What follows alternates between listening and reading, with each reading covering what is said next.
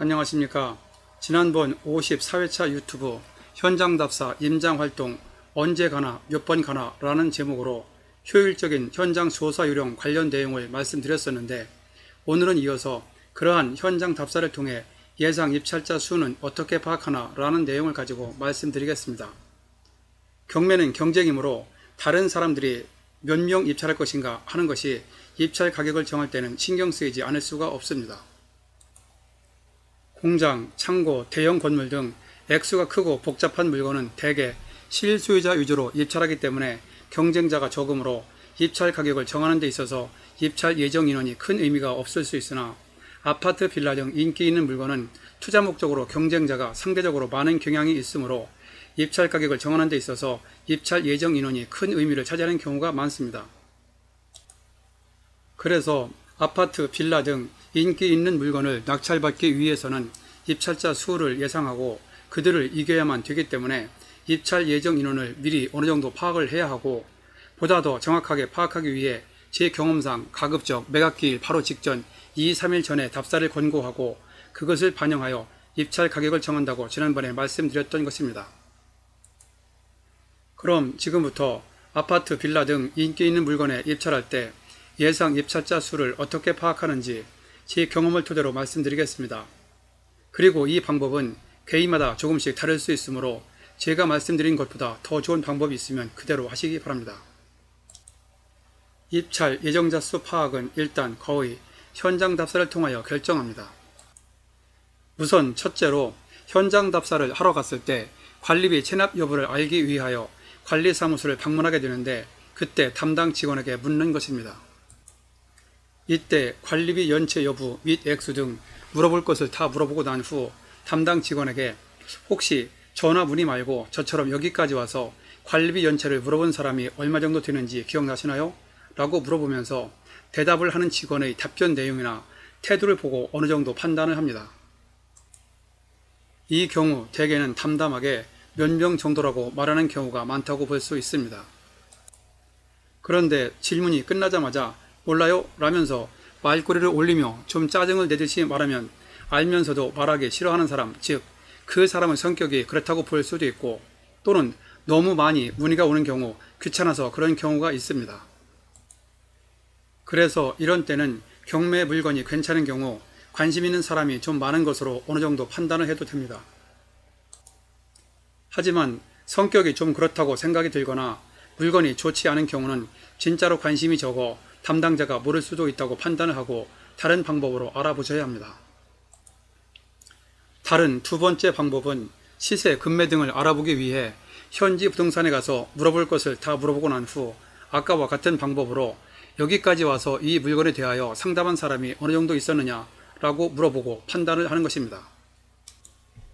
또한 세 번째 방법은 아파트, 빌라 등 주택의 경우 인근 주민센터, 행정지원센터에 가서 전입세대 열람 신청서를 떼면서 담당 직원에게 앞에서 말씀드린 요령으로 물어보면서 파악하는 것입니다. 참고로 전입세대 열람 신청서는 경매, 공매 물건의 경우 공고문 사본과 신분증을 가지고 가면 누구나 뗄 수 있습니다. 그리고 이때 전입세대 열람 신청서는 전국 어디서나 뗄 수 있는데 현장 분위기를 알기 위해 가급적 관할 주민센터를 이용합니다. 그리고 네 번째 방법은 과거 낙찰 사례를 조사하여 인근 지역에서 이번 경매 물건과 동종이거나 유사한 물건의 입찰자 수를 참고하여 입찰 예정자 수를 예상합니다. 이번에는 이러한 방법으로 입찰 예정자 수를 미리 파악하는 데 있어서 유의사항을 말씀드리겠습니다. 첫째는 부동산 시세나 관리비 연체 등을 가급적 전화로 물어보지 말고 반드시 현장 답사를 통해 확인하라는 것입니다. 전화로 물어보는 사람과 현장을 가보는 사람은 마음적인 측면에서 큰 차이가 있다고 생각합니다.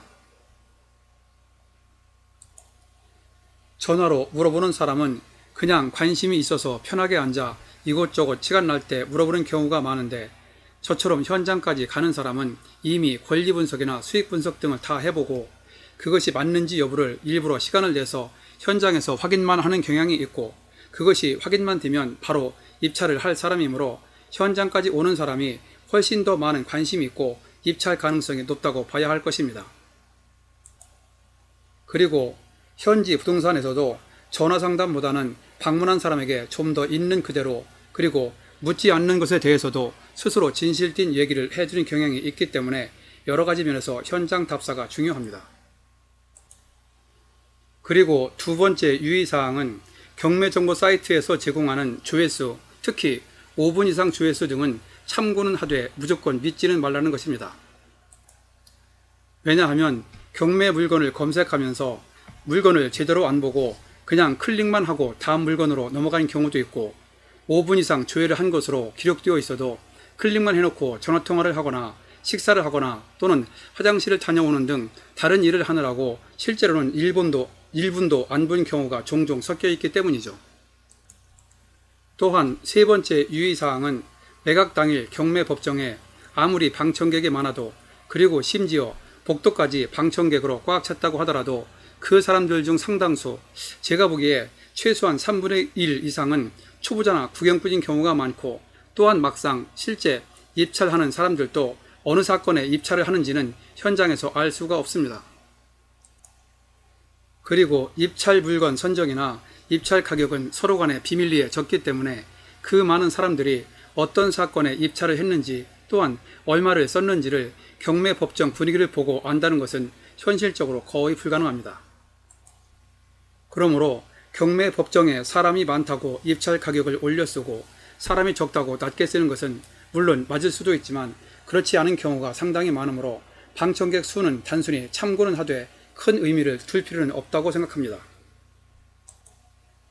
그래서 정리하여 말씀드리면, 입찰 예정자 수를 파악하기 위하여 편하게 전화로 물어보거나 경매정보 사이트의 조회수를 참고하거나 경매 법정 방청객의 많고 적음에 따라 결정하는 것은 큰 도움이 되지 않고, 좀 전에 말씀드린 대로 관리사무소, 부동산, 주민센터 등을 통한 철저한 현장 답사와 과거 낙찰 사례를 참고하는 것이 훨씬 더 효율적일 것이라고 감히 말씀드립니다.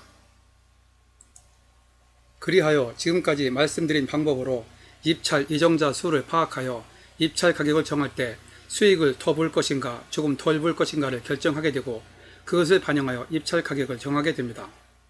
그러므로 사실 이러한 입찰 예정자 수 파악은 단지 입찰 가격을 정할 때 수익을 더 볼 것이냐 말 것이냐를 결정하는 참고 자료일 뿐이라는 얘기죠. 이러한 입찰 예정자 수 등을 파악하여 최종적으로 입찰 가격을 정할 때는 전에 나홀로 입찰 가격 정하는 요령에서도 말씀드렸지만 2등이 얼마를 쓰든, 그리고 2등과의 차이가 얼마가 나든, 또는 내가 입찰 들어가는 물건에 몇 명이 입찰을 하든 관계없이 투자 목적에 따라서 소신껏 입찰 가격을 쓰는 것이 무엇보다 중요하다고 다시 한번 강조하여 말씀드립니다. 오늘은 현장 답사와 관련하여 예상 입찰자 수 파악은 어떻게 하는지에 대하여 제 나름대로의 생각을 말씀드렸습니다. 참고로 이번 회차와 관련된 유튜브를 안내해드리니 시간 날 때 들어보시기 바랍니다.